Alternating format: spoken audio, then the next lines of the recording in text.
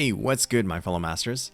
I realize most will probably be far more zeroed in on the Lilim Harlot event banners coming in the latter half of March, but the second and third pickup summons for Chaldea Heavy Industries should be coming up in the next few days, and I think the featured servants are pretty good. So if there were some that may not be familiar with them, here is a relatively quick overview of them and their future availability. Headlining Pickup Summon 2 is one of the most well-known daimyo of feudal Japan's Sengoku period, Oda Nobunaga. And here we have FGO's limited SSR Avenger Demon King version. Avenger Nobu is an AoE buster unit with a pretty robust kit.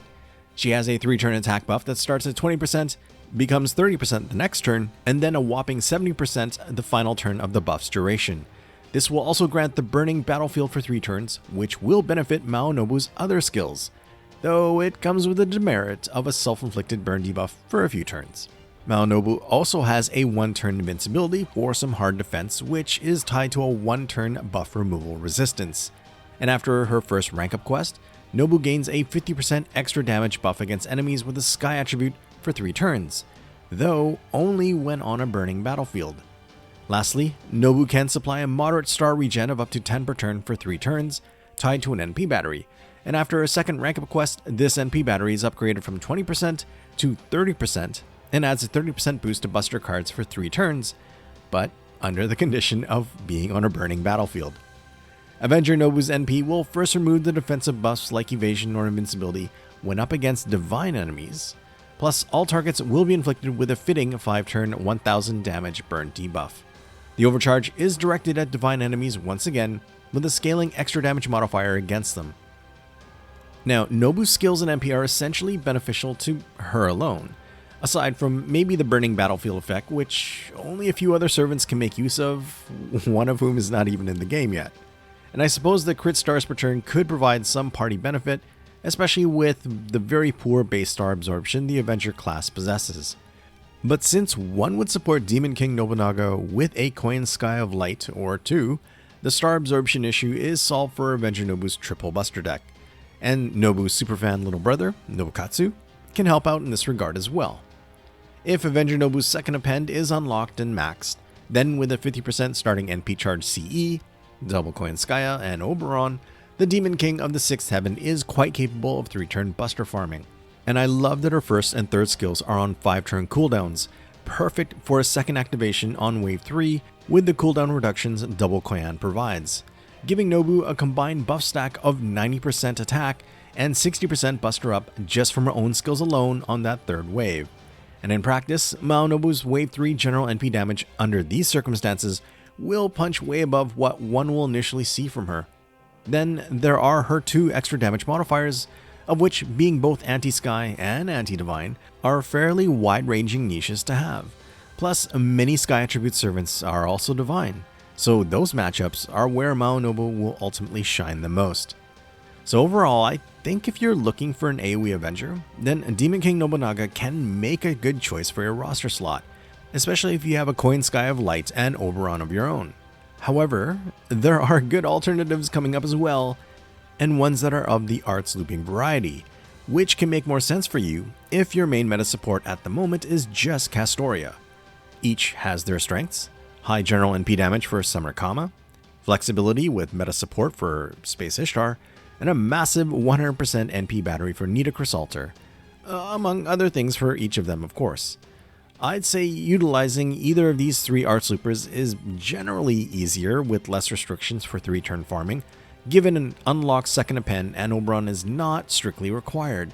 Thus, if you don't want to deal with the relative complexities of buster looping, then perhaps one of these 3 will be a better choice for you.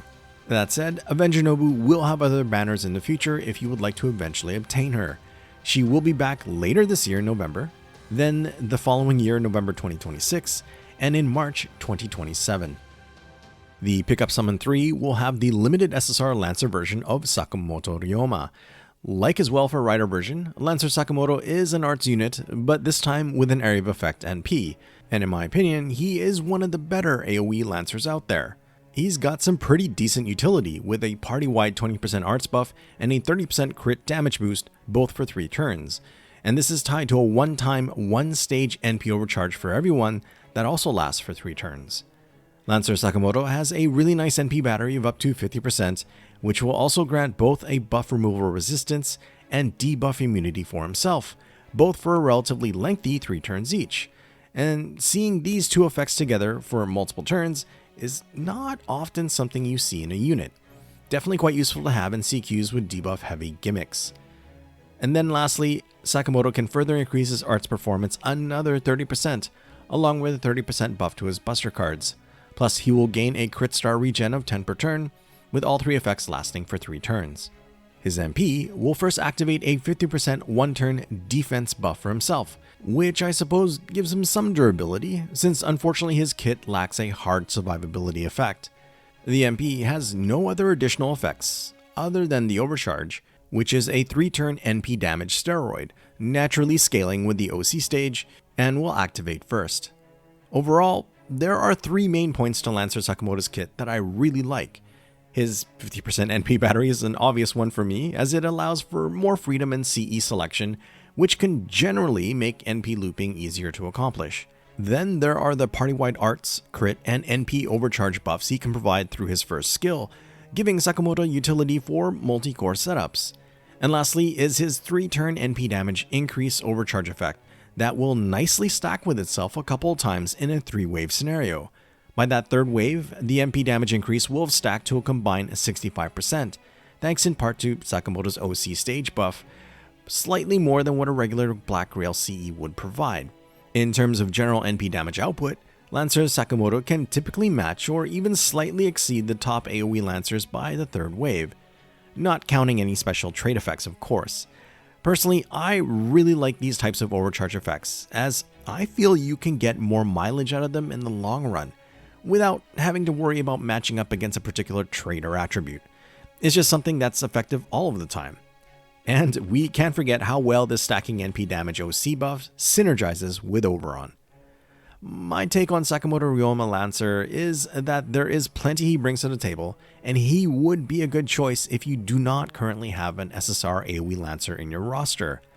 But like with Avenger Nobu, there are some alternative choices coming up later in the year, and one in particular that warrants serious consideration over Sakamoto. Around June, the Mystic Eyes Symphony event will have fellow AoE Arts Lancer Vritra on a banner, though she is permanent, and while a capable NP looper, I'd say not quite as good as Sakamoto. Then around November comes Melusine with a downloads campaign, and I find her a much more compelling choice for an SSR Lancer by virtue of her possessing both an Arts single target MP and a Buster AoE MP, effectively being able to provide all of your offensive needs in a Lancer servant. So you may want to hold off on Sakamoto, sorry Oreo, in favor of Melusine to fill that primary SSR Lancer slot. Lastly, if you're more of a quick enthusiast, then Britomart will have a banner in December, but as she is at the moment, her fellow permanent AoE quick Senpai Bradamante can perform quite similarly, and typically permanent SSR units can be deferred if you have other servant priorities out there. But there is something to be said for having an SSR AoE Arts looping Lancer.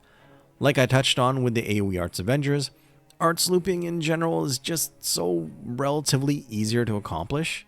So if you wish to roll for Sakamoto in the future, due to this being likely very poor timing, he will have a banner later this year, November, with Avenger Nobu, then in January 2027, and shortly after in February 2027. Tagging along with Avenger Nobu and Lancer Sakamoto is the limited 3-star assassin Okada Izo. This somewhat reluctant buddy of Sakamoto, and sometimes chew toy for Oreo, is a single target arts unit with some crit abilities. Izo can grant himself a massive damage increase of 100% against humanoid enemies, coupled with a moderate 30% buff to his crit damage, both lasting for just a turn. For a longer sustained crit buff, he has another crit damage increase of up to 32% that lasts for 3 turns, and this is tied to a 1-turn evasion, providing something to mitigate an incoming enemy MP. And lastly, he has a 1-turn critical star absorption, notably on a short 3-turn cooldown. For Izo's MP, after a rank-up quest, it not only hits harder, but expands the overcharge effect to include OC stage scaling extra damage against the man attribute, in addition to a first activating 3-turn crit star gen buff. If we're just focusing on his 2 special damage modifiers against humanoids and the man attribute, Izo can be an extremely potent ST unit, especially if the enemy target has both aspects. However, outside of those niches, Izo's general NP damage can be a bit underwhelming. Fortunately, he does have his crit abilities to make up for it, which will also conceivably allow him to charge up his NP gauge rather quickly for another round of manslaying he is so fond of. To address Izo's lack of any buffs related to the trinity of base damage modifiers, namely increases to either his attack, his primary face guards, or his NP damage, Asengo has fortunately given him a new rank up for his 3rd skill, just very recently in fact. With it, he will get a 1-turn arts buff of 20% and immediate gain of 15 crit stars, to go along with the original 1-turn star absorption effect. Personally, I would have liked the arts buff to last for multiple turns at least, but since the skill has a short cooldown, you will not have to wait too long for another activation of it. And when we eventually get the append skill expansion, Izo can potentially shorten the cooldown even more, at least for 1 round of skill usage. However, as it stands, we will probably have to wait until March 2027 for Izo's new rank up. Regardless, it is something fans of Izo can look forward to. Now, there are a few permanent 3-star alternatives available from the friend point summons, but I can see how Izo's rarity and limited status could possibly entice a few to throw some quartz at the banner to try and either obtain him or additional copies of him. And of course, there's always the bonus of getting some event CEs to help with farming, or even really luck out and get Maonobu or Sakamoto Ryōma. So here are some odds to hopefully help you decide if you want to risk the quartz or not. If you just went with one 30 SQ multi-summon, the chance to summon at least 1 copy of the rate up 3-star servant Okada Izo is 36.18%. If you tried 90 SQ for 3 multis, the chance to summon him becomes 74%. And for 150 SQ, the chance is 89.41%. Though please take these figures with a grain of salt. FGO's gacha is notorious for routinely ruining someone's day, even with supposedly favorable odds. Should you wish to wait for another opportunity to roll for Izo, then that will be in November, cause he's just gotta be wherever Sakamoto Ryōma shows up. There is a potential banner for Izo in September 2026 as well, and he will definitely be on rate up in March 2027. So will anyone be trying for one or more of these 3 from the Guda Guda crew? Personally, I really like all of them, and I'm fortunate to already have all 3 on my main account. Though I do kind of want to get Ryōma to MP2, but I'll leave that for another time. Let me know if you really want to roll here, but have opted to stay strong for the Lilim Harlot servants. Hopefully this was a little helpful to some that may have been on the fence or just curious altogether. And in that case, please leave a like to show the channel some support. Thank you as always for watching, and until the next one, cheers!